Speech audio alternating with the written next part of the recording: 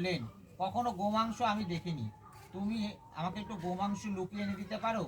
এরপরে রানীর কথা মতো চামার বউ একদিন একটু গোমাংস বেশ ঢাকাঢুকিতে এনে রানীকে দিয়ে গেল।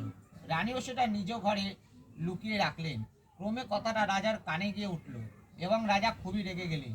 পরক্ষণে তিনি অন্তঃপুরে গিয়ে রানীকে বললেন, তোমার ঘরে তুমি কি লুকিয়ে রেখেছো, শিগগিরই আমাকে দেখাও, তা না হলে তোমার গর্দান যাবে।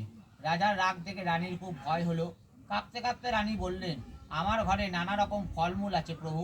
রাজাকে এই কথা বলার পর রানী ঘরে ঢুকে মনে মনে মা দুর্গাকে খুব ডাকতে লাগলেন। রানী মনে মনে বললেন, মা বিপত্তারিণী, আমি আজ খুব বিপদে পড়েছি, আমাকে আশ্রয় দাও মা, এই বিপদ থেকে উদ্ধার করো মা, আমি সারা জীবন তোমার ব্রত পালন করব।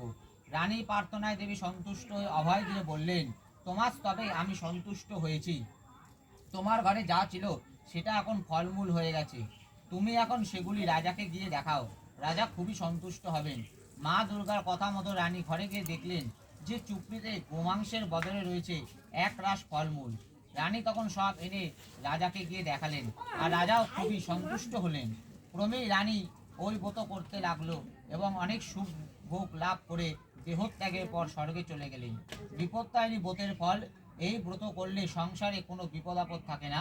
মা বিপত্তারিণী সকল বিপদ থেকে উদ্ধার করেন। ওম